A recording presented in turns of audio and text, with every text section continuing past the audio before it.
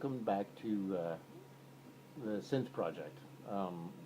Today we're going to have a little bit of fun, and it's going to be a short video. We're printing a logo to go on the synth, and the synth is coming along, believe it or not. This is a bit of a mess right now, but the panel has come out fairly nice. I've got a nice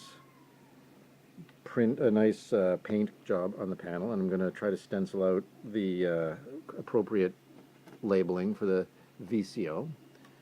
And the circuit board is coming along fairly well. Again, I etched this myself, and I'm pleased with it. And this is a Jensynth VCO, so I've got to get a few more components that are hard to get.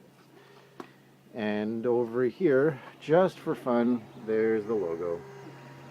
My last name is Jensen, so this is being called Jensynth, which I think is, you know, silly and fun.